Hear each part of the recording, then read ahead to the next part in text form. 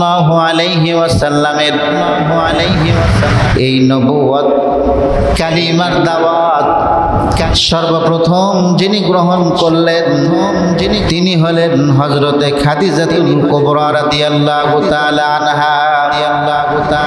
সর্বপ্রথম মহিলাদের মধ্যে যিনি প্রথম কালিমা গ্রহণ করলেন তিনি হলেন খাদিজাতুল কুবরা রাদিয়াল্লাহু তাআলা আনহা। আমার ভাইয়েরা, পুরুষদের মধ্যে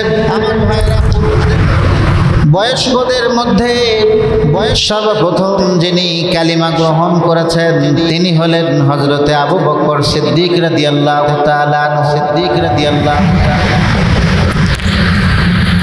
ছোটদের মধ্যে যিনি কালিমা গ্রহণ করলেন, বালকদের মধ্যে যিনি কালিমা গ্রহণ করলেন তিনি হলেন হযরতে আলী রাদিয়াল্লাহু তাআলা আনহু। গোলামদের মধ্যে যিনি কালিমা গ্রহণ করলেন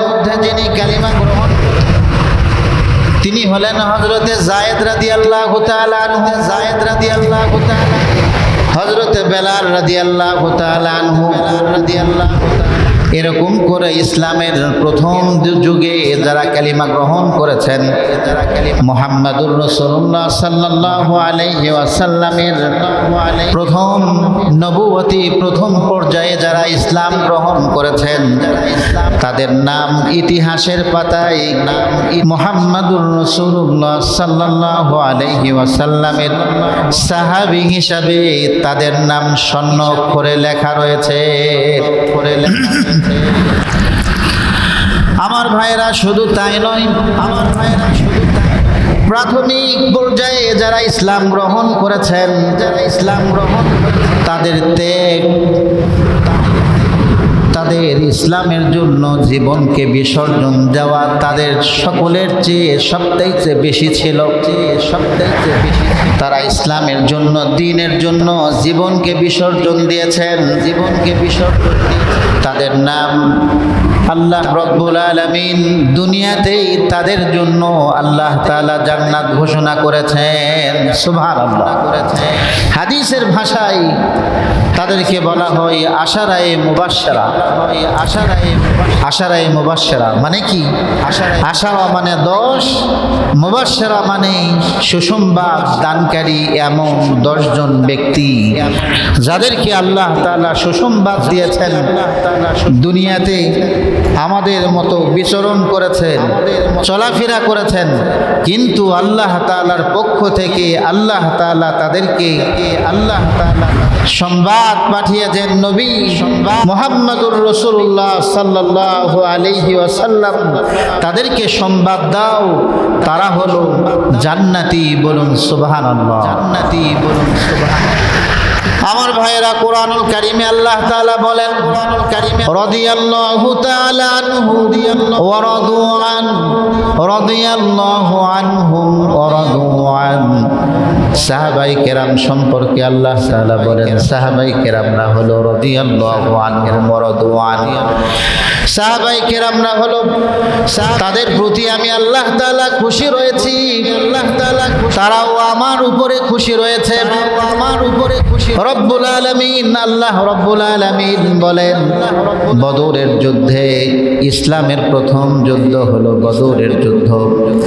এই যুদ্ধে যারা শহীদ হয়েছে, এই যুদ্ধে যারা যুদ্ধ করেছে, এই যুদ্ধে যারা অংশগ্রহণ করেছে, আল্লাহ রব্বুল আলামিন বলেন বদর যুদ্ধে যারা অংশগ্রহণ করেছে তারা দুনিয়াতে যতদিন হায়াত পাক না কেন আল্লাহ রব্বুল আলামিন তাদের জীবনের সব গুনাহ খাতা মাফ করে দিবেন। আল্লাহ তাআলা তাদেরকে জান্নাতি হিসাবে ঘোষণা করেছে, তারাও জান্নাতি। আমার ভাইয়েরা,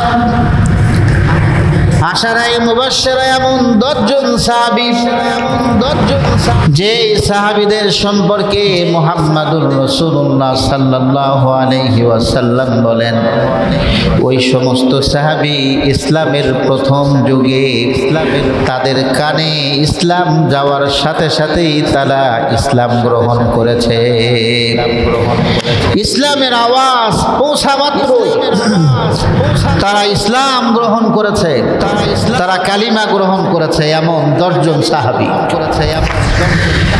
এক নম্বর সাহাবী হলো হযরতে আবু বকর সিদ্দিক রাদিয়াল্লাহু তাআলা আনহু। দ্বিতীয় নম্বর হলো হযরতে ওমর ফারুক রাদিয়াল্লাহু তাআলা আনহু। তৃতীয় নম্বর হলো হযরতে ওসমান ইবনে আফফান রাদিয়াল্লাহু তাআলা আনহু।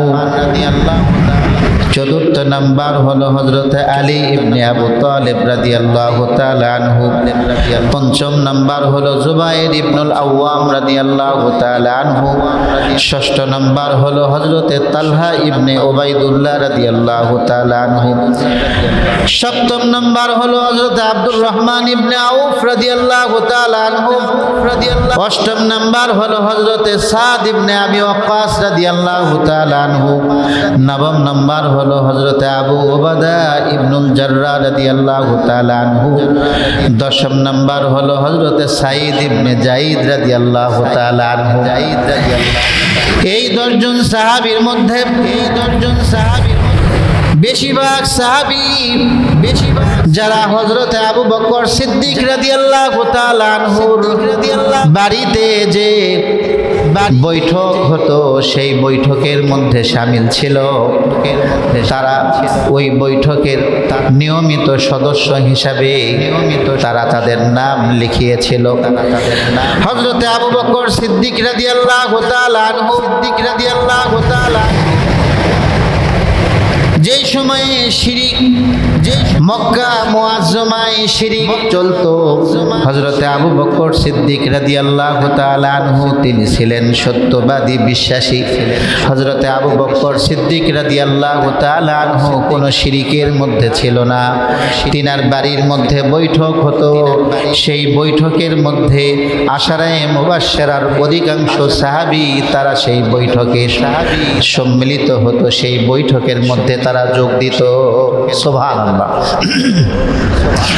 আমার ভাইরা, অধিকাংশ সাহাবী মুহাম্মদুর রাসূলুল্লাহ সাল্লাল্লাহু আলাইহি ওয়াসাল্লামের দ্বীনের দাওয়াত পাওয়ার পরে হযরত আবু বকর সিদ্দিক রাদিয়াল্লাহু তাআলা আনহু যখন দ্বীনের দাওয়াত পাইলেন, হযরত আবু বকর সিদ্দিক রাদিয়াল্লাহু তাআলা আনহুর দাওয়াতে অধিকাংশ সাহাবী আশারায়ে মুবাশশিরার সাহাবী তারা আবু বকরের দাওয়াতেই তারা ইসলাম গ্রহণ করেছে।